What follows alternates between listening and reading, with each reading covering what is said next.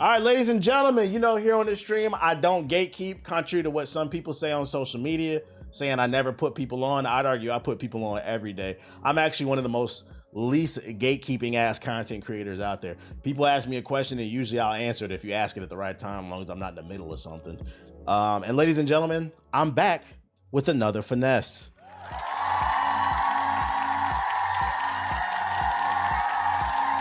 Battlefield 6 players with over 400 hours gets a full refund from Steam after key game modes were removed. A Battlefield 6 player with hundreds of hours of playtime, shout out to Firelord Rome with the sub, has scored a full refund on the game after Battlefield Studios removed key modes from its quick play matchmaking. Over on Reddit, the player revealed that Steam granted them a full $110 refund of the game's Phantom Edition, saying they got upset after developers continued to pull modes from the game's quick play matchmaking. They noted it began with Squad Deathmatch and King of the Hill, but once Rush was pulled, they requested a refund. Steam famously refuses to grant most refunds unless the game was purchased in the last 2 weeks and you've barely played it, 2 hours specifically. However, the player wrote a note to the support agent explaining their feelings and why they wanted a refund. Valve seemingly thought it was valid enough reason and granted the refund outside of the usual terms. Whether or not this will spark more refunds remains to be seen, but it does show that some fans are fed up with the games radically changing throughout their life cycle. So first and foremost, because I've mainly only played the BR mode and I uninstalled it because it crashed my computer 1,000 times, I was unaware that they removed Squad Deathmatch. We played that at launch. You removed quick key modes such as Squad Deathmatch and King of the Hill and Rush. I know Rush is a big mode too. So I'm not gonna lie, I feel like it's valid that he asked for a refund because a lot of people, I don't know about Squad Deathmatch, but I know a lot of people play Battlefield for Conquest and Rush in specific. If you took away the key game mode, I'm glad they put an article out there because low-key chat, I'm trying to give y'all niggas the method. If you down bad right now and you need some money and you not fucking with Battlefield 6, I'm not telling you what to do. I'm just saying if you need some money and you not playing your copy of Battlefield 6 anymore, you don't care about it, you could just request a refund and say, hey, they removed these game modes. This is the reason I bought it. They advertised it and it's not there anymore. So low key, I'm gonna need my money back. Don't act like I ain't put you on. Especially if you got this Phantom Edition for $110. Be like, I'm gonna need that back. We can reinvest that into something else, bro. Let's go buy a copy of Wolverine, nigga. The whole guy can't say, I'm not telling you, I'm just saying if you did it, I wouldn't be mad. I was just saying, bro. Don't act like I ain't put y'all on. Apparently it's a movement. Let's see. If you're not a gatekeeper, tell us your cologne. See, why as a grown man do you want to smell like another nigga, bro? That shit weird. I use organic booty juice. Shout out to Treason with the super chat. As soon as I started averaging 1,000 views, YouTube makes it harder to get partner. I don't know if you saw. Yeah, I saw that. I have it saved actually right here. Yeah, in case you missed it. YouTube is making it harder for creators to start getting a cut of the ad revenue.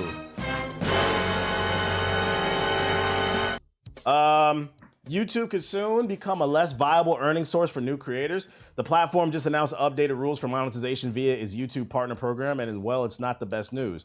New content creators will need to show some impressive metrics in order to qualify for the partner program. Starting on February 1st, users will need at least 1,000 subscribers and either 8,000 qualified watch hours over the past year or 20 million qualified short views in the last 90 days. If you're unaware, if you're not a content creator before, it was you needed 1,000 subscribers and 4,000 watch hours. So they doubled the watch hours.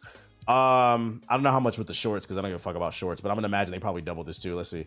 That's a gigantic leap from the current requirements. Right now, those looking to enroll in the partner program need 1,000 subscribers with 4,000 watch hours in the past year or 10 million shorts views in the past 90. So they did double it.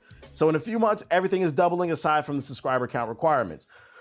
Additionally, short creators will have to maintain 10 million views every 90 days to earn money from the pool. Falling below this threshold won't boot someone from the program entirely, but will turn off the cash spit over the 90-day period. So why are they doing this? Educated guess? Blame AI. The clankers are fucking you over. For those unaware, and it's not just YouTube, content platforms as a whole have an AI problem. People are just drawing up scripts in Claude, Chat GPT, throwing it in a video prompt and making these fucking, I've seen them like story times about various points in history, and they make like animations or like with cats and shit like that. They're running these faceless channels. They're bragging about it on Twitter.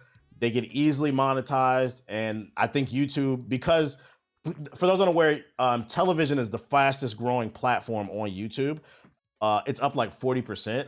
And because YouTube wants to compete with Netflix, they need to get rid of the low quality content because it's burying the quality shit. The real content creators, it's burying them down, and they need to be recommended by the algorithm so they can show up on your TV. The longer you keep people on the platform, the more ads people can serve. But advertisers don't want their ads being served over AI slop. So in my opinion, this has to do with AI. It's a good and a bad thing. It's good because it's gonna slow down the AI slop, but it's bad because it's gonna hurt, real content creators. But on the flip side, I will say those partner program requirements have been there for years. Why you ain't hit it yet? Here on this stream, I'm not a gatekeeper. I ain't gonna hold you. I guess because I have an advantage. I had sort of already had an audience, but I mean, JG already got the partner program. It only took him like a few months. If you want to get a partnership on YouTube, the easiest way to do it is YouTube live streams. For those unaware, your live streams count towards your watch hours. So if you stream regularly on YouTube and you can average 10, 20 viewers and you're streaming several hours a day, several times a week, that shit will add up very quickly. On top of that, upload your regular videos, you will get the watch hours. People are underutilizing the live streaming feature. That'll go towards your long form. In my opinion, if you want some advice, focus on long form versus the short term. The problem with shorts is it's easy views, but there's no money in it. And then look at it now. They're asking for fucking 20 million qualified views. Just go for the 8,000 hours. What up, everybody coming through? I feel for artists and animators who work hard. Yeah. TBH ain't putting me on. I'm trying to put y'all on. Make high effort, long form video essays, documentary style content. I mean, everybody's talking. An example being is everybody on social media is talking about that EDP documentary that just came out exposing him and pedo shit. I haven't watched it, but it's a long form video. That's what YouTube is looking for, like that high quality shit, because they want people to watch on television, especially if you can create a series. Don't act like I didn't put y'all on. That's one of the reasons why I switched along. TBA, you should do this. Don't tell me what to do. Y'all the ones watching me. Don't tell me what to fucking do. I know where the trends are going. That's why I focus on X, Y, and Z. What you use to stream on Twitch and YouTube? This advanced piece of software called OBS Studio. What did they have to platform that dude? He should have never been under jail. Yeah, I'm not gonna lie. I haven't watched that EDP documentary. I see a lot of people talking about it, but I feel a certain way when it comes to that pedo shit. I don't understand what's the point of platforming. Just throw that nigga under the jail. Like, I don't get it. Apparently it's good though. It's high quality, but I don't know if I'll watch it. I don't give a fuck about that shit, bro. Just lock that nigga up, bro, with Diddy and the rest of them. That shit is disgusting. That shit is fucking disgusting. I just realized I did not do that 5 push-ups from that dude that donated the 36. 05. Let's get it. Are there any events I'm attending in the future? Not to my knowledge. Not to my knowledge right now. Oh.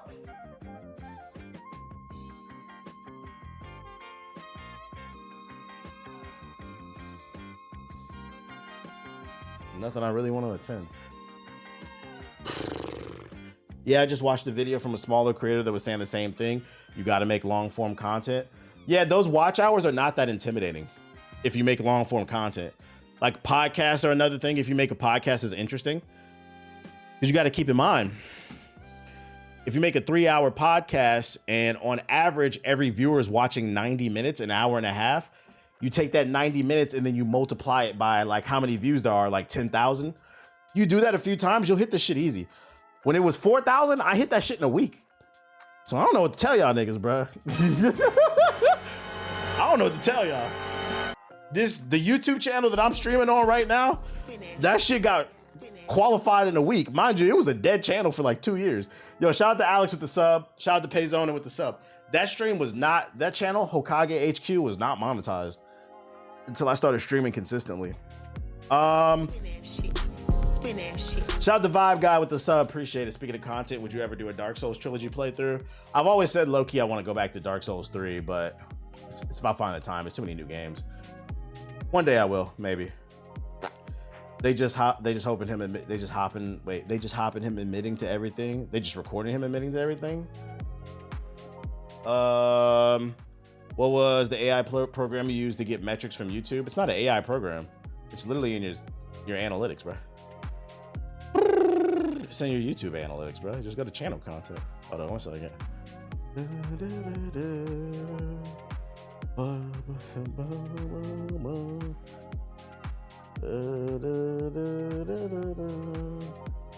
Yeah, you just go to the analytics shit right here, and then you can download it.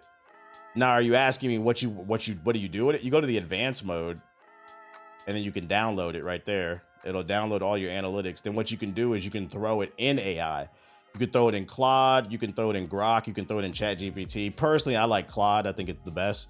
And then you can use it. But the thing is, like, that data is only useful if you have a lot of videos, right? You're gonna need to upload at least like 10 videos. And then you take it and it'd be like, hey, what are some trends that you're noticing about my videos that are getting better views than others or higher click-through rates? But you need the data first. But yeah, it's just go in the analytics, it's free. It'll give you a file, then you load it into your analytics, your AI shit of choice. Mortal Shells next week. I'm hyped. Type shit. But yeah, YouTube update. Don't act like I didn't put y'all on. Oh, speaking of Mortal Shell, perfect. Yo, it's been a lot of really good segues today. I swear I'm not doing this shit on purpose. I'm just it's natural. Nigga, give a shot to me. I thought this was really cool. They announced some gameplay changes to the Mortal Shell shit. So if you're a fucking scrub, listen up. They got some scrub features and they got some try-hard features in this shit. In Mortal Shell 2, you can tailor the game's difficulty to your liking with the help of special items, reducing game difficulty with the Slayer Seal. The Slayer Seal makes you a force to be reckoned with and, among other things, lets you regain resolve and... I thought you were against AI? Nah, I've explained my stance on AI a million times, bro. I think AI has its uses. I just think that it's overhyped and it's underdelivered. And if we could live in a world where it solves all the problems where we get rid of it, I would. But I do use it for analyzing data. That's about it. But I'm not like completely against it now. Health by executing your enemies with powerful riposte attacks. But be aware, using the Slayer Seal disables achievements. Increasing game difficulty with the... Yeah, it's a tool to enhance what's already there, but I don't use it to replace my brain. Embrace the night to make your enemies more powerful and the world more deadly. Take the Gloombound Flame from the Great Arbiter of Flesh area to the top of Marrow Keep to light the extinguished flame. This will let you ask Festus to switch the game to night mode for a more challenging experience. Night mode also grants new rewards, events, treasures, and even NPCs in dungeons. Will you embrace the Slayer's Seal? Will you embrace the Mickey shit? Who doing the Mickey chair? They literally got the Mickey chair. So this is gonna make the game easier, and I like this because it removes achievements. So I'm not gonna lie. I tweeted about this and it was a little disingenuous. I'm not gonna lie. The reason it was disingenuous because I said I loved it, but I just loved it because it's gonna expose you bitch ass niggas. I don't want to see nobody say Mortal Shell 2 was so easy. And then we go to look at your achievements and you ain't got no achievements. Wait a minute. Did this nigga use the Mickey chair? Like, no wonder that shit was easy, boy. And you know, they didn't say it in the video, but I hope in the opposite end of the spectrum, maybe they have some exclusive achievements for people who beat bosses like on the hardest difficulty. And it's not just like items and shit like that, bro. Need more games to do like this. So for all the people bitching and moaning, feeling like saying, oh, I want to play Souls games, but they're too hard. I want to be included. You can now be included without ruining the game for the rest of us. Because it did fuck up we talked about it in the podcast. It did fuck up the Lies of P DLC when they changed the difficulty to try to appease the casuals. It made certain parts way too hard and then certain parts way too easy. Now they don't have to do any fine tuning. There's a default difficulty, but if you want to drop it, you can sit in the Mickey potty. Like, and it's funny too. If the game is making you shit yourself, you can sit on the Mickey potty, and we can give you some training wheels. Okay. Oh shit! Now those Rad Barrett watchers are gonna feel like they doing something. No, we gonna check them fucking achievements, bro. So I'm cool with this. Mortal Show got no difficulty, but it has no proper difficulty settings now. It's just that's the way they doing it. Ubisoft news. Ubisoft takes another L. Ubisoft employees launch a new studio following the Black Flag Resynced layoffs. That's right, ladies and gentlemen. One of the best reviewed games of the year. Also, it's selling well, almost 4 million copies in less than a month. What was the reward for the Ubisoft employees? They were laid off. Despite Assassin's Creed Black Flag Resync selling over 3.5 million copies, surpassing Ubisoft's annual expectations within its first 2 weeks, it didn't stop 51 employees at Ubisoft Barcelona, including those who helped bring Assassin's Creed Black Flag to life, from being laid off from the company. Ubisoft Barcelona didn't go quietly, as the studio underwent strikes demanding the cancellation of the layoffs, assurances of greater job security, and more. Although the layoffs still went ahead, they represent the increasingly dire state of the industry and just how rightly impatient game developers are for change. Some of those former Ubisoft Barcelona employees have banded together to establish their own independent studio known as Dark Ritual Studios, and they already have a game in development with a 2027 release window. Some of the best content is coming out of Barcelona, fun fact. What's the name? That train game, Genshin Attack, that came from a studio out of Barcelona. Shout out to the Spaniards. And an interview with Game, and y'all niggas won the World Cup. Let me clout y'all up. Lamar. Fuck Argentina. In an interview with GameIndustry.biz, Miles Kerwin, former expert level designer at Ubisoft Barcelona, reflected on the changes in this industry, which led the group of former Ubisoft Barcelona employees to launch an independent studio that's small enough that ideas can move quickly from the discussion to the implementation. Kerwin continues, our experience across Ubisoft Barcelona and other studios reinforce a belief that has been growing for a while. Great games don't necessarily require enormous teams or enormous amounts of money. AAA development has become incredibly complex. Large productions inevitably involve many layers of coordination, and that can slow creative decision making. He adds, at Dark Ritual Studios, we're embracing the opposite approach: a small, experienced team with clear creative ownership, faster decision making, and a focus on craftsmanship over scale. You can see this come through in Dark Ritual's first announced game, Puzzle Mage, which the team has secured funding for. Puzzle Mage is a top-down point-and-click dark fantasy adventure that appears as if it takes inspiration from the classic point-and-click games of the old. Play as a young apprentice called Lyri, and she journeys towards the Rite of Ascension, which is an ancient trial held within an arcane tower that's full of magic. As the name of the game suggests, there are plenty of environmental puzzles to solve, among them a story of self-discovery, legacy, and burdens of power. Is there a trailer for this? Ain't no trailer for this shit. Hey, listen, to the people over at Dark Ritual Studios, I'm wishing y'all success. Mainly because I hate Ubisoft, but I'm still wishing y'all success. We need another Expedition 33. That shit would be so fucking funny, man. Fuck Ubisoft. And speaking of fuck Ubisoft, something for the Potion and Sandal gamers, the Potion and Wand gamers, I mean. The Division Resurgence, the free-to-play mobile offshoot, is now on Steam and players are confused. Can you link that article? Fuck. Where that shit at? Ubisoft. Damn, I wish you would have said something before I closed. Wait, is that it? No. Boom. Oh, it's this one. I'm bugging. Yeah, here you go. That shit is literally the Division 1. I was playing it yesterday. What? Ubisoft made the same game again? The Division Resurgence is the name you may have forgotten, and the sea have announced then called offshoots based on Ubisoft's biggest franchises. Resurgence was one of the few to actually make it to release. The free-to-play looter shooter has been available on iOS and Android since March. And later made it to PC in April. They're only on Ubisoft's Kinect launcher in early access. Oh, I was unaware of that. Resurgence then arrived on Steam last week, though despite Ubisoft announcing the Steam release in June, you may have not noticed it given how little fanfare surrounded it. Player reactions on Steam are about as negative as you expect, with many questioning why Ubisoft released a game clearly designed for mobile devices on PC in the first place. At the time of this writing, it's sitting at mixed ratings with the nearly 1,600 user reviews. One review reads, "Honestly, just get the regular game you need to pay for. This is one just way too wonky as a mobile port for regular First Division games, and the playstyle overall just sucks to deal with." Others shared criticism about the game's free-to-play aspects, which they say contribute to a worse experience.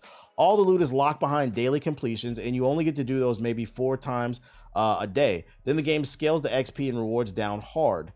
Despite the volume of user reviews, player turnout hasn't been all that. The game peaked at 4,000 concurrent players on Steam at launch, and it's 20. Oh, let's check the Steam DB. What's this shit called? The Division Resurgence. What up, Black Donuts? You said you a hashtag Cleveland nigga. Y'all don't got internet out there. You lying. The Division Resurgence. Oh no. Go ahead and pack this one up. 1,000 players, peaked at 2,000 in the last 24 hours, peaked a week ago at 4,000. I don't know, man. I don't know. What got more players? This is Skate. Let's see. Damn, even Skate got more players than this shit. And this shit really sucked. Yeah, Ubisoft, I'm not gonna lie, man. This is why y'all broke. Keep in mind, they spent probably millions of dollars to make this shit, bro. This costs money to make these games. They should have canned this game along with all the other stuff that they can, and you might have saved more. You said more than Marathon? Let's check Marathon. Oh, there you go, right there. Is this more than Marathon? Fucking load. It is not more than Marathon, but I'm not gonna lie. It ain't looking good for Marathon either. Is it more than Sparking Zero? I expect a 0 for that. Let's see. Damn, Sparking Zero dead too. Look at all these games y'all swore was gonna win Game of the Year, gonna be the best game of all time. We never gonna, me and the boys gonna be on Sparking Zero forever, sparking up a blunt, laughing, having a good time, and picking Goku. Number 1, Goku number 2, no Goku number 3, Goten, Blue Goku, Ultra Instinct Goku, and we gonna fly up and down in the tournament. We're gonna never stop doing that shit, bro. That's crazy. 72,000 positive reviews mostly. No, 72,000 user reviews, 86% positive, and yet nobody's playing this game. Somebody's lying. When does Ubisoft file for bankruptcy? I mean, technically they already did. That's why they got that damn loan from the Saudis. 120,000 players got scanned. They didn't get scanned, bro. On a more positive note, they chose that shit. Never forget that. Y'all chose Sparking Zero. Never forget that. Somebody called me low IQ because I didn't pre-order the $100 edition of Sparking Zero, which gives you 3 days early access. I said, there's nothing in that game important enough for me to pay $100 to get 3 days of early access on fucking Sparking Zero. And then I remember like 2 weeks later, people were tweeting, I feel dumb as hell buying that $100 edition. No. Y'all said I was low IQ. Keep that same energy. You guys are geniuses for wasting your money. A brand new first-person shooter, War Dogs, could be a breakout title for the genre. We've been covering this game. According to players who recently went hands-on with an early version of the game. If you're not familiar, War Dogs is a large-scale FPS that feels like a mix between Battlefield and Arma. There are vehicles, 100 players per match, massive maps, destructible environments, looting, and grounding tactical gunplay, but there are also some pretty unique elements. Every time you die, you spawn back at your base and you build loadout from scratch using money. You earn money by killing enemies, capturing objectives, and assisting your team in various ways. You can even tip your teammates for reviving you, healing you, or transporting you from a base via helicopter, meaning players can show how much they value their teammates with direct rewards. I did not even know that about that part. I knew about the buying the guns. I didn't know. That's actually pretty cool. In theory, that should improve team play, but the problem is, it sounds great on paper. We don't know until actually, they put on a jersey and see what happens. Kind of like the Washington Wizards.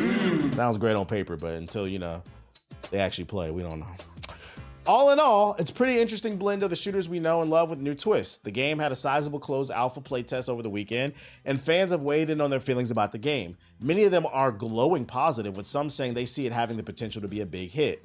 War Dogs feels like War Dogs I feel has the ceiling to be incredibly successful, said one player, especially if they can eventually get it to console. Everyone loves Arma. I don't disagree. Once they sink time and teeth into it, War Dogs has those same wow moments in a much more pick up and play accessible format.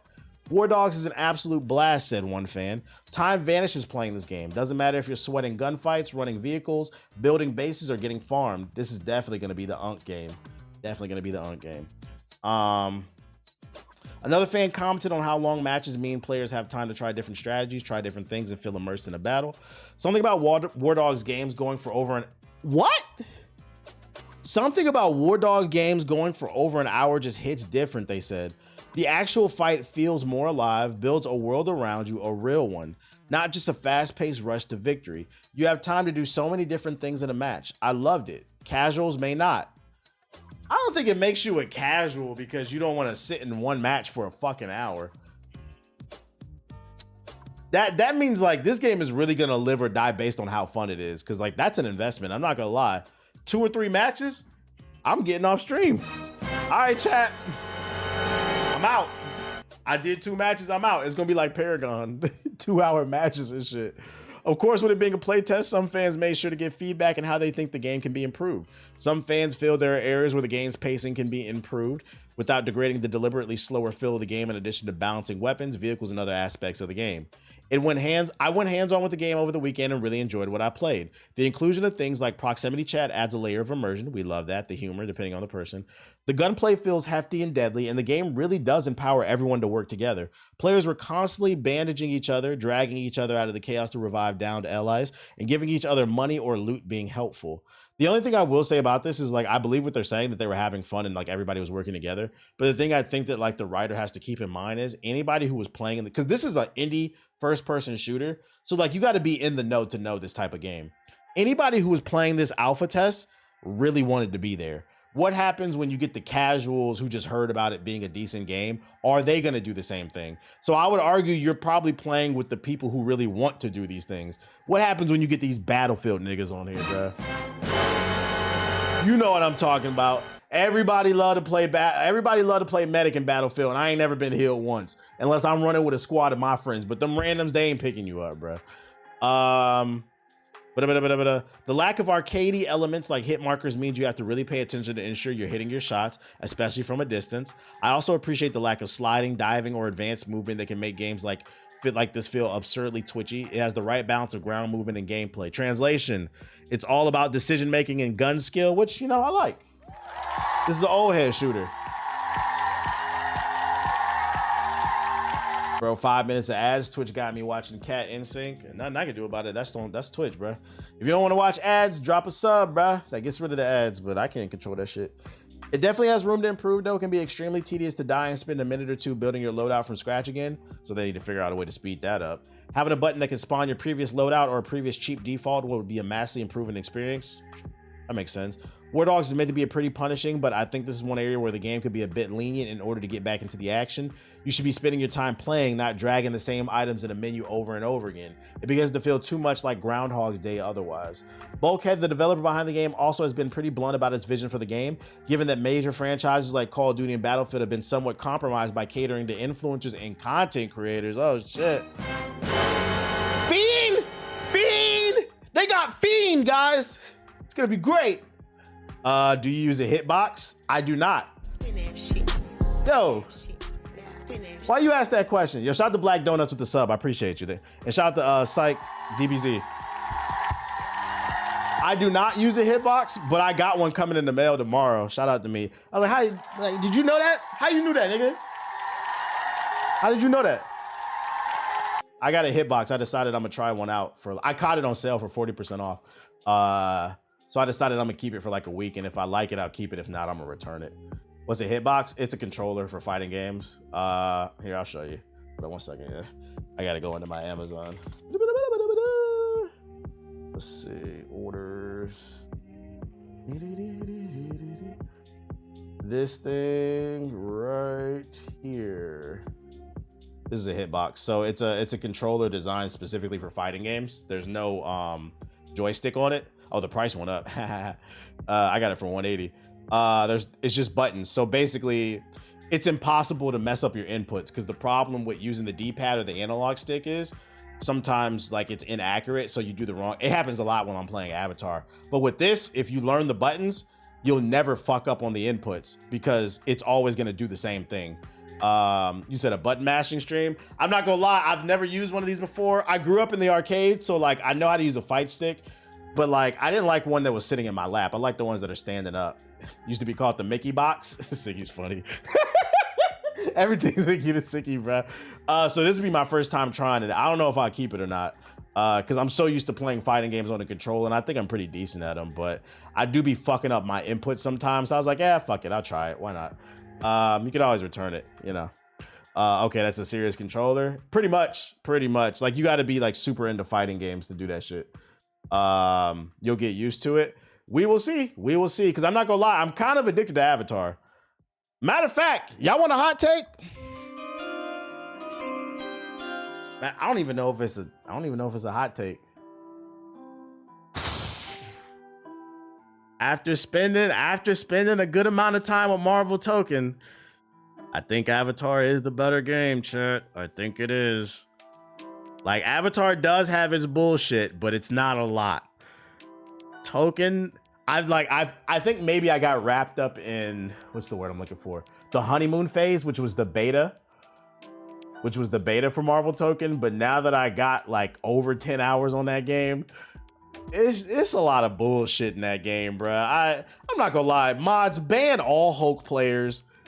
That shit is, Hulk is top 5, one of the goofiest ass. He's up there with like fucking, if you play, what's that nigga in Tekken that be doing the dance moves and shit up there? Just a bitch ass character. Spider-Man, bitch ass character. And like I can overcome the stuff. Don't get me wrong. I can overcome it and I can beat him. Eddie, yeah.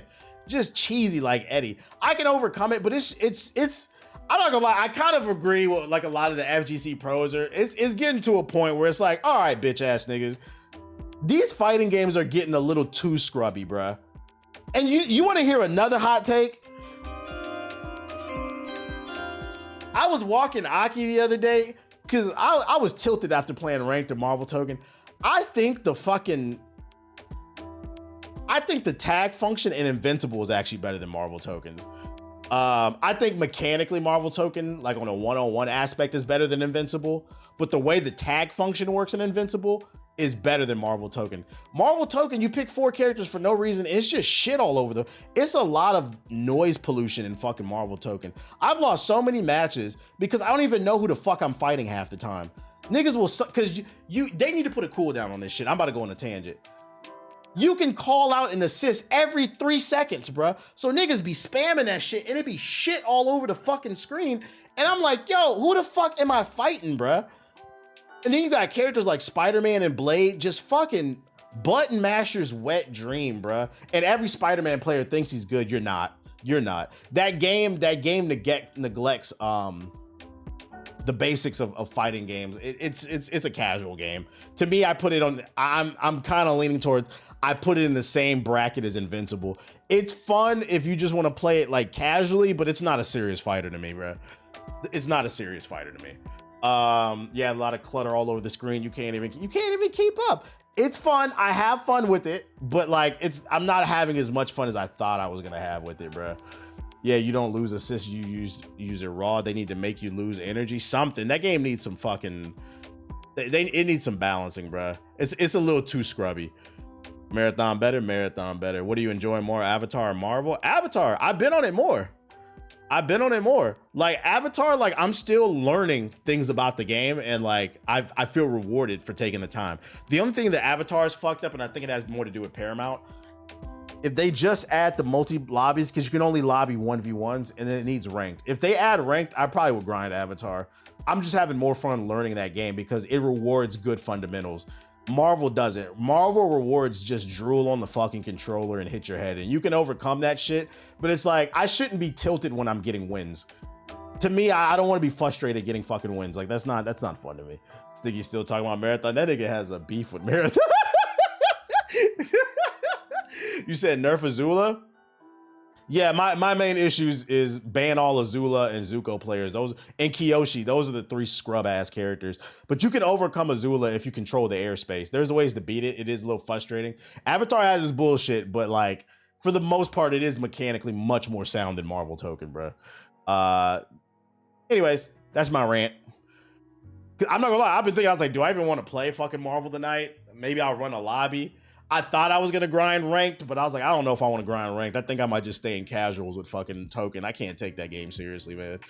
Also, niggas can dashboard and your win doesn't count. So bitch ass shit, basically.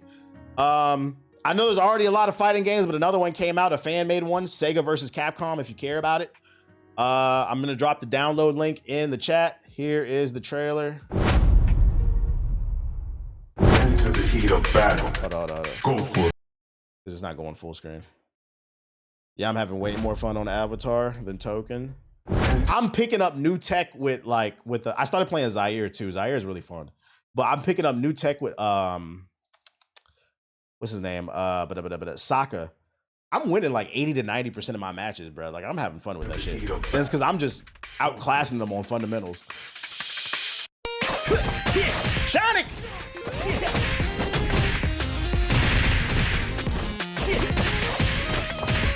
Zaire is tough.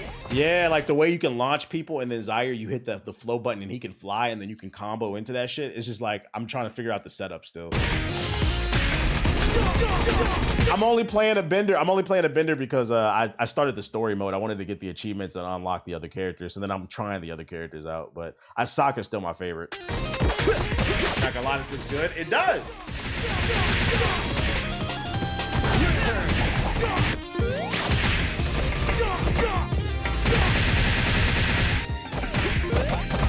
Take this. I believe this is free.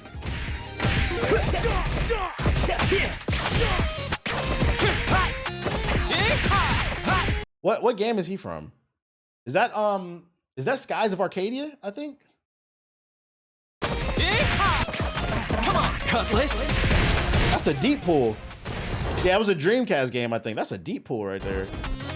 Come on, Cutlass. Not so fast. Rain of soul. Shout out to the dog in the back. Fury.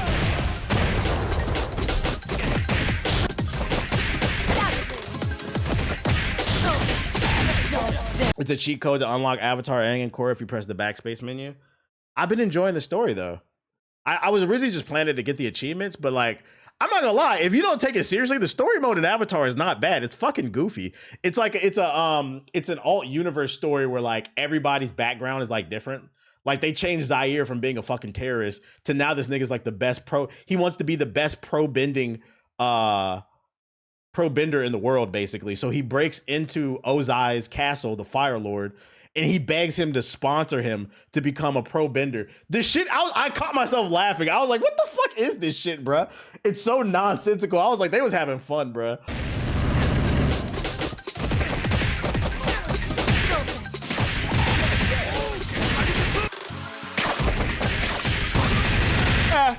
You get the point. It looks sound. Here, if y'all want to download it, I'm dropping the link. Don't act like I didn't put y'all on. And look, they got it on PC and Mac. It looks like somewhere down the line, their goal is to bring it. Oh, y'all can't see it. Their goal is to eventually to bring it to Linux and Steam. But right now, you can just download the file if you want. Dropping it right there. They got the system requirements there for everything you need. I dropped the link in the chat. Matter of fact, I need to send this to myself.